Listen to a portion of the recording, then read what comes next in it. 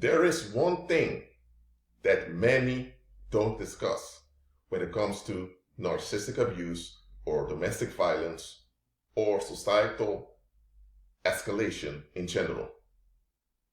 And that is the red flags at the start.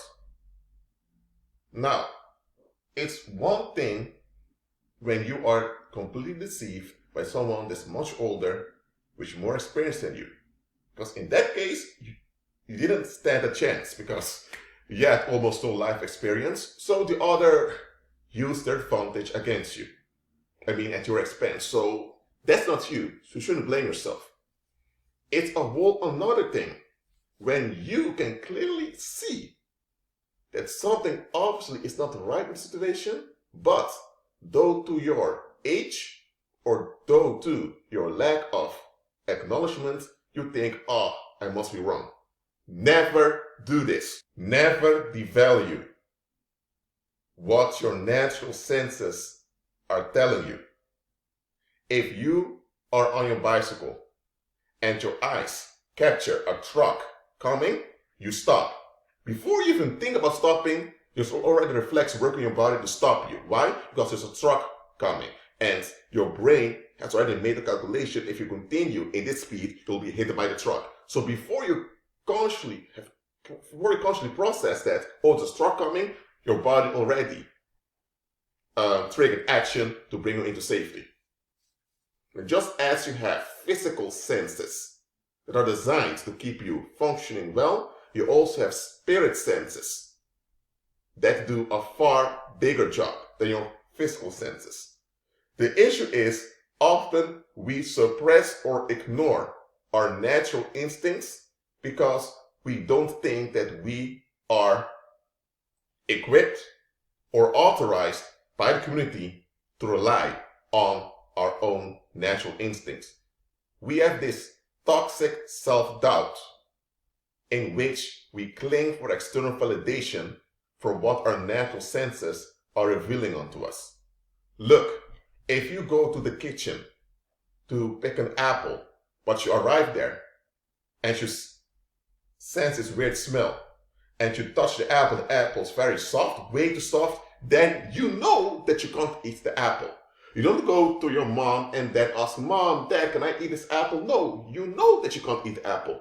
Especially as an adult, you wouldn't even ask anyone else because you know what's going on.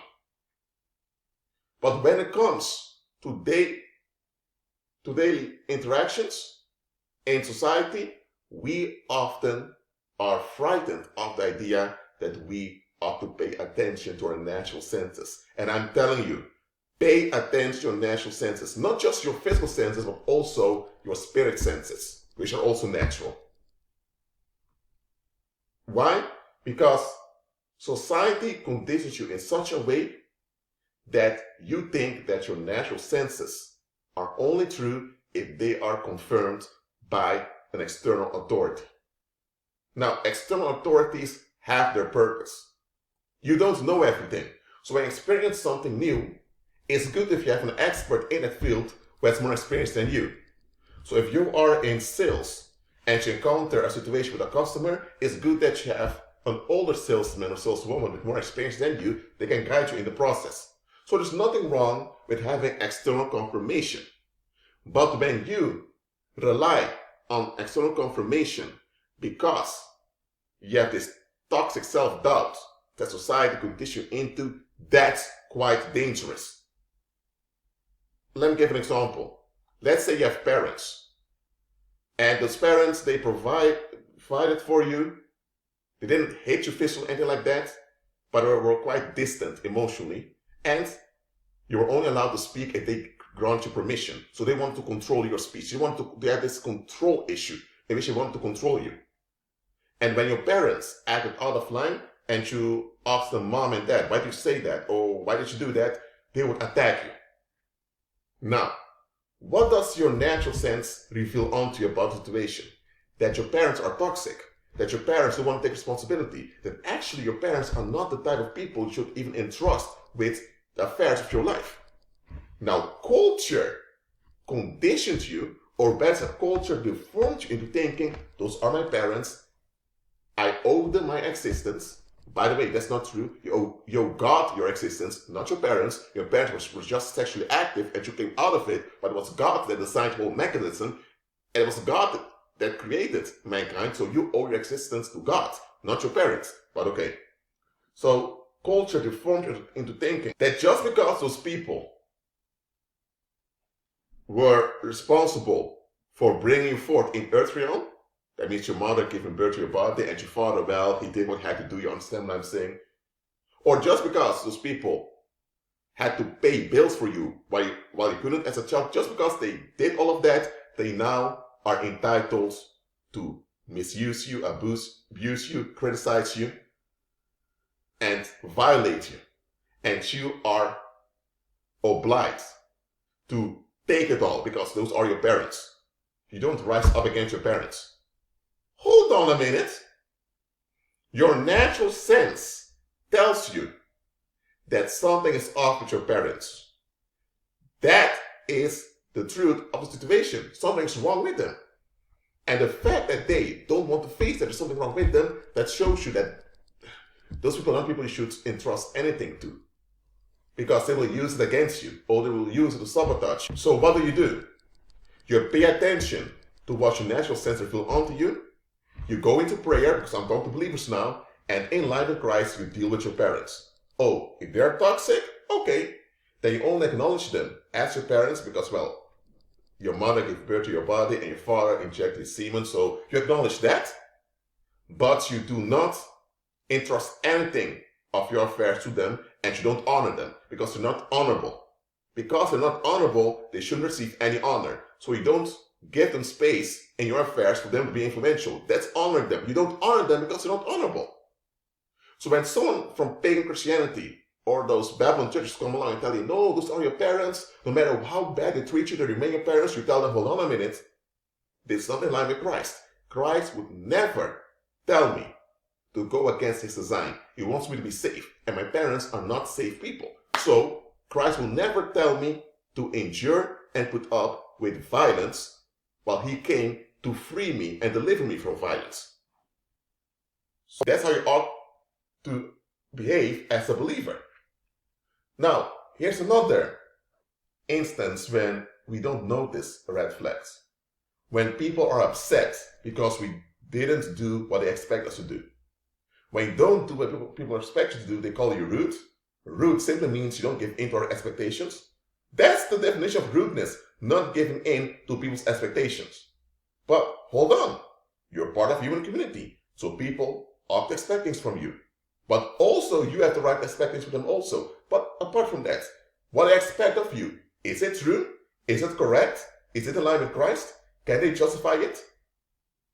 Is it desirable? If they can't answer those questions, or they're not willing to answer those questions, why they're expecting something from you?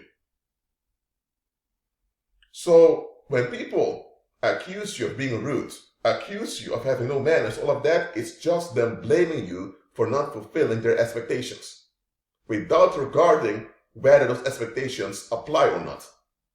When people do this, and they don't repent of that narcissistic attitude towards you, so they keep on blaming you and seeing you as this reprobate scum or this uncivilized figure just because their expectations are not validated. Those are people who don't want to face reality. They just want to get along in society, and they subject to any type of restriction, and as a result, they want to restrict you to feel at ease. And if you don't allow them to restrict you, they turn on you. They become your enemies. They wish harm on you. And now they're playing the victim when their own negativity haunts them. Because they're the ones with negativity, not you. But they'll blame you for the negativity that they grow inside of them, as if you're the one doing it. And you can't talk or reason with them because they'll blame you anyway. What do when people begin to accuse you of rudeness, of being impolite, all of that? What do? Never accept it internally. If someone stands up with bald fists about to attack you, then you may calm them down by saying, oh, I'm sorry, I didn't intend to hurt you, blah, blah. You can de-escalate the situation verbally, but never agree with their blackmail, because that's all it is, blackmail. Now, I'm not saying you should not consider other people. You should consider other people. You should consider other people's feelings, but here it comes. They should consider you too. And all expectations must be tested and accounted for. If they're not willing to examine anything, but they just expect things, and you just have to find a way to do what they expect, and you also, for some reason, have to find a way to deal with their anger when they don't get what they want, what are you dealing with? You're dealing with narcissistic people. You're dealing with toxic people that don't want responsibility. So when they lash out against you, it's your problem for not being able to deal with their anger. Instead of them realizing, okay, I shouldn't be angry like this. How often does it not happen that people blackmail us, but we can't admit to ourselves to being blackmailed because that's how society conditioned us? Again, there's nothing wrong with people expect things from you. There's nothing wrong with you complying with other people's expectations as long as those expectations can be accounted for. If they cannot be accounted for, why do people expect those things from you? Why? Because they're narcissistic. They just want whatever they want and they don't want to be responsible. So now they want an excuse to lash out against you anytime you hold them accountable. When such incidents happen, take notice of them. Don't turn on the individuals, don't confront them, don't fight with those people, just take notice of them. De-escalate the situation and take notice. If you notice that later on, they keep doing the same thing, they know that they're stuck in a pattern and they have no intention of getting out of the pattern. What you do next is you lower contact, you make sure you don't entrust anything about you to them, and you make sure that people that remain involved with them, that those people don't receive much odds to you either. Because indirectly, they've blamed you, so they've scapegoated you, so indirectly, they will still seek vengeance for the fact that you didn't give in to their demands. So you take the proper actions so that danger remains at a distance. When you were a child growing up, and people did this to you, blackmailing you, with some of us, it happened with physical violence, with others, it was just verbal violence. No matter how it happened, it's violence. When this happened to you while growing up, you had no other option than to comply or else things would get out of hand. But now that you're older, now that you have matured, you have options. So don't tolerate this from anyone. If you did something, or best when you said something that maybe was not advised, you admit it. You can talk things through and resolve things with other people. That's possible. But that's only possible if the other people are also willing to contribute to solutions. It shouldn't be that if an incident happens and both parties have a part in it, that only you have to take your part because the other one doesn't want to take responsibility. If you only have to acknowledge your part to de-escalate and escape the situation, you do that. But then know that you cannot be involved with this individual anymore. We need to be wise as serpents and innocent as doves. We cannot afford, as believers, to remain ignorant and foolish. Of course you have people who don't know any better. They were raised a certain way and they have no idea that they were raised in a toxic way. Of course you have such people. And of course such people, you can endure them to some extent. As long as you're willing to self-reflect and willing to receive counsel, you can relate to them.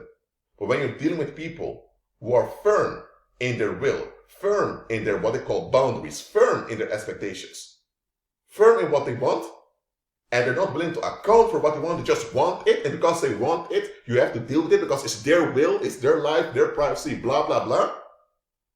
The moment you're dealing with that, you're dealing with a toxic individual. You're dealing with someone that's delusional. And I've told you this often before, delusional people are dangerous people. They'll bring harm to you sooner or later. So, do not allow anyone out there to blackmail you.